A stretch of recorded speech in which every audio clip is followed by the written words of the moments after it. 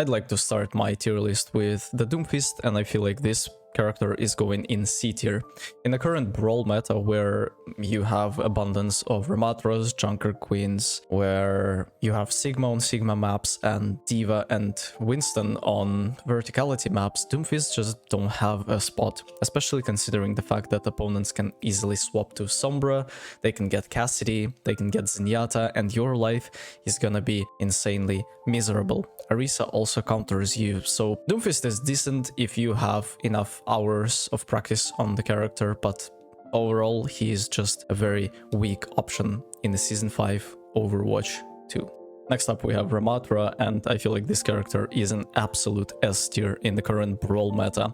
Of course you don't want to take Ramattra on stuff like Hollywood, on stuff like Dorado, Numbani, so maps with high verticality where you will be dominated by Winston, when you will be dominated by D.Va, and you will not be able to peel your backline and your team is just gonna fall apart. As well as with the recent nerf of Widowmaker, it's really interesting because now you can take Ramattra on maps like Circuit Royale and Junkertown and really be exceptionally useful, simply because the sniper meta, it feels like it is not as prominent as it was before. Ramattra is really good against almost every single tank. The only tanks that can cause some problems are probably gonna be Junker Queen, because you just don't have the ability to kill her, as she will constantly hit her knives on you because of a big model.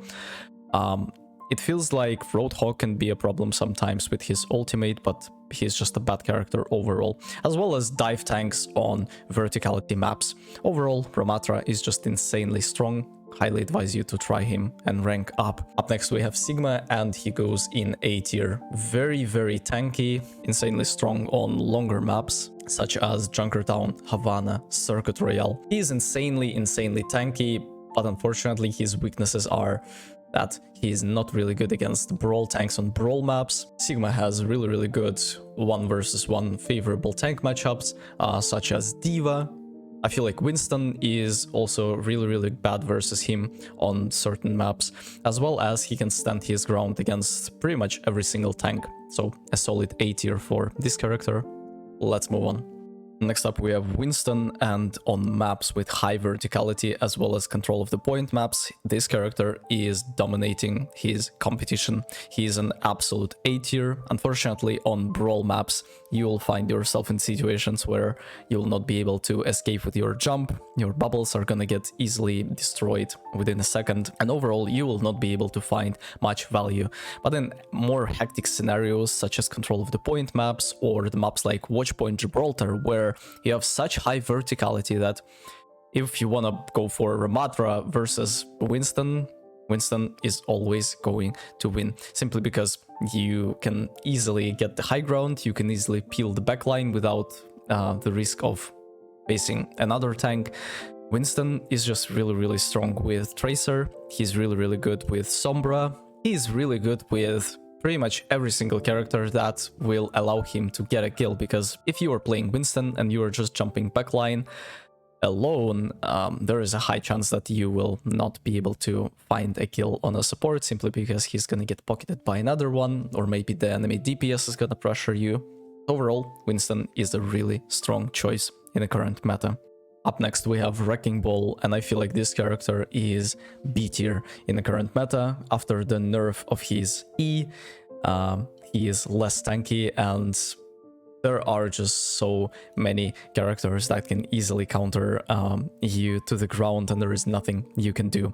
The worst ones are definitely going to be Zenyatta, Sombra, Ana. Cassidy is also really annoying to play against, and I feel like this is a super high skill ceiling character that you have to spend a lot of time practicing rollouts, practicing your double boobs, going for the correct timings, and you need to have a correct comp for the Wrecking Ball to really make him work. He's really good on certain maps where you can boop enemies off the map, but for the most part, you can make him work, but nothing special.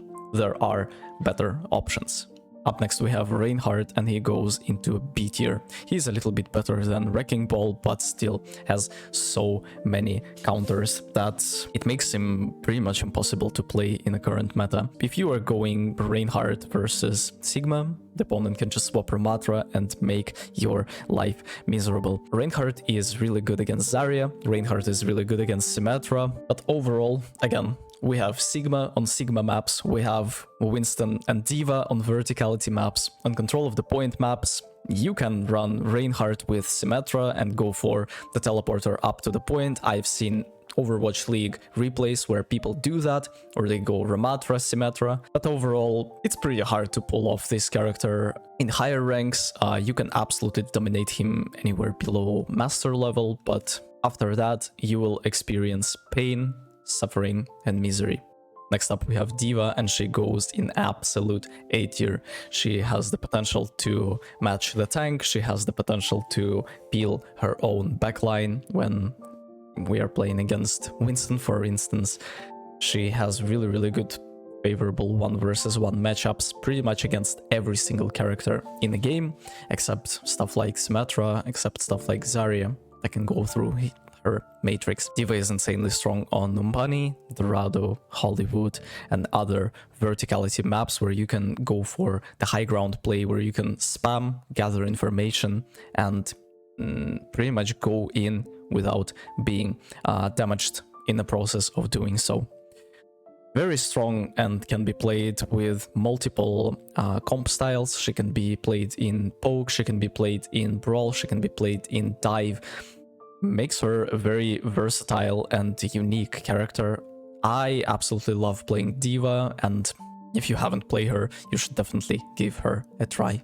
Next up we have Roadhog, and this boy goes in D tier. Even though they reworked him quite a bit and gave him a little buff, it's still not enough, because one little Ana can literally ruin your whole gaming experience. Roadhog is really easily counterable by multiple characters in Overwatch 2, and I feel like he is just not a tank but a punching bag and a very easy ultimate charge generator for the enemy team.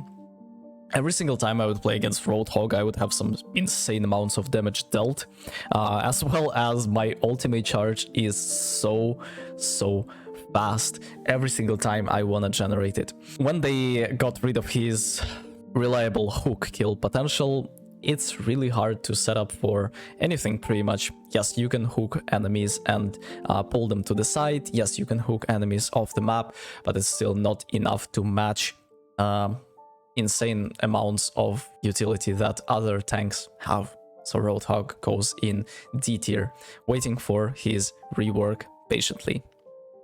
Next up we have Junker Queen, and she goes in an absolute S tier meta. They recently shadow nerfed her with inability to gain ultimate charge while everyone is purple after the ultimate, as well as nerfed her quite a bit, but still not enough to bring her down, as she's going to be one of the most popular and strong brawl tanks we have out there. She is really strong against Ramattra, she's really strong against Doomfist, she's really strong against Wrecking Ball. Pretty much every single tank 1 versus 1, she either wins or it's all gonna depend on your team situation and your personal skill level. Yes, there are tanks that you will not be able to solo kill, but I feel like Overwatch is not about dueling and going for ego fights with the enemy tank, it's about resources, so Junker Queen wins in that regard.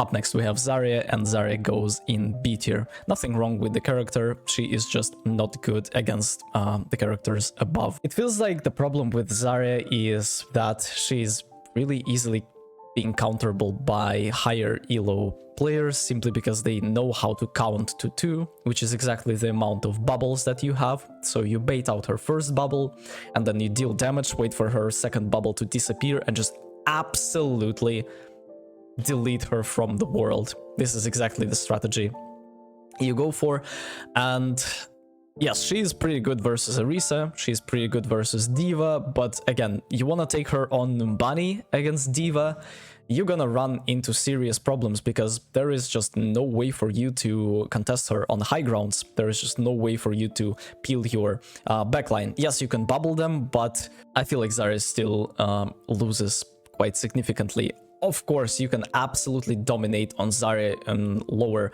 skill levels. Of course, people have no idea how to not shoot the bubble. It's like, oh, bubble, we need to shoot it.